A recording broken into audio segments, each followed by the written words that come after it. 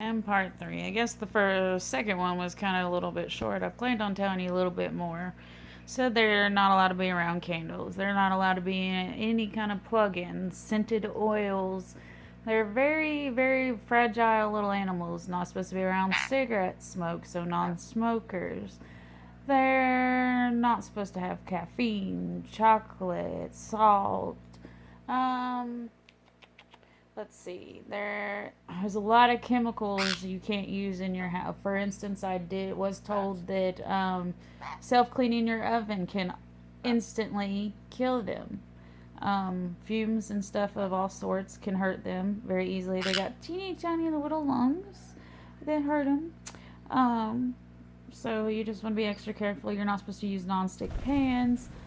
I'm trying to think. I use they say non-dish soap if you have to use any kind of soaps or anything to give them a bath because they're extra dirty whatsoever. Dawn, the regular Dawn blue dish soap, which if you wash out their dishes, anything like that, you're supposed to use that. And as far as cleaners in your house, I am OCD, so I try to keep my house clean, and I'm cleaning it all the time. I found this stuff, none of this is sponsored, by the way, called Method. It's supposed to be an all-purpose, naturally derived surface cleaner, non-toxic, plant-based. I tried it out one time. Absolutely love the smell. This one's grapefruit, pink grapefruit, and I don't like grapefruit, but it actually smells really good, and I like the pink color, of course. But anyways, my husband being a logger and all, and us having white stuff in our house, I've sprayed it on my door where he's had like greasy hands or whatever and touched my white doors, and it took off so much dirt and grime. It was amazing. Absolutely love this stuff. Again, Method. Don't know if you can see that all-purpose cleaner. I use it for everything. If you see my house, a lot of my house has aquariums. My husband's thing, an aquarium in my room. We had a lot more. I actually had petunias at once, but we got rid of them because our floor is not going to hold the big tank that I need for them. We got another one, and another one, and we got another one in the kids' room. As I said, his kids come on weekends. My two live out of state. Getting ready first to have my first granddaughter. See, she is now experiencing that she can get on anything at all times. So she chews up everything. She's now loving this picture because it's made out of wood. They love, love, love, love mirrors to play in them. They're supposed to be known to be one of the only animals that can look in a mirror and tell the difference between it being themselves or another bird. They're supposed to be highly intelligent, and they are. These birds are super intelligent. I have had a couple other bigger birds that I just had to rescue them, and they were extremely intelligent. She knows when she's not supposed to do something, but she still does it, just like a 2-year-old would do, or a puppy. Like I said, it's like having a 2-year-old, an infant, because you got to constantly keep an eye on them and feed them, and they require a lot of food, a lot of attention. If you are not planning on giving them attention, don't get a bird. They need a lot of attention, constantly, constantly, constantly. It's definitely a new experience of having a bird, but again, I wouldn't have it any other way.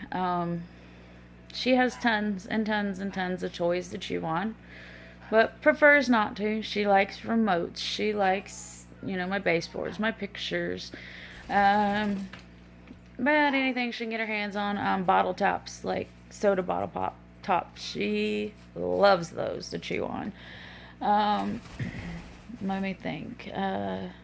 She has perches all throughout the house. She has her designated areas that she used to stick to and only play on, but now that she's experiencing other things, she's really liking it. All of our aquariums are completely safe for her. None of them have holes in them at all. My husband's managed to cover every little area where there's water that she could get to, so she can't fall in, she can't nothing. She used to play on top of our big aquarium, not so much anymore. The one in the kitchen he's building a stand for. He's planning on, and there's the loudness. She sees a cat outside and is telling us. She does this when anything's outside she's scared of, or if my husband's coming home, or if I'm coming home. She don't scream quite that same sound. She gets excited when I'm coming home, because she is bonded with me. Let me think. What else is there to say? There's so much that you need to read and watch videos and ask. Because again, I don't know everything about birds. I'm not an expert by no means. I just do what I know or I think is best for her, because I wouldn't ever want her hurt. She's a very happy, very healthy bird. I think each person has their own way of doing things and of making their bird happy. And as long as the bird's loved and fed and as healthy as you can possibly keep them, there's nothing wrong with owning a bird. A lot of people say it's very expensive to have a bird. Yes, it can be costly. I am constantly buying her toys. My own choice, of course. They do need a lot of things to stimulate their mind, to keep them busy, especially if you have them in a cage. Because she's constantly go, chew, tear up things. They do need sunlight. They need to be able to go outside. They have training vests, or basically, for all intents and purposes, leashes for your birds. I was lucky enough that she bonded so closely with me that I'm her savior. I'm who she runs to when there's a problem, so she doesn't fly far from me. And now that we have got to a point of teaching and working with her, she can go around, and while I go out, check the yard, make sure there's no hawks or nothing, because she freaks out. Birds freak out very easy, and the first thing they do is fly away. So that's one thing you got to be careful with your bird. Luckily, mine flies to me when she's scared. That is not normally the case. But she's flight trained. We go outside, we train her, or we go outside and we make sure there's no birds right then and there.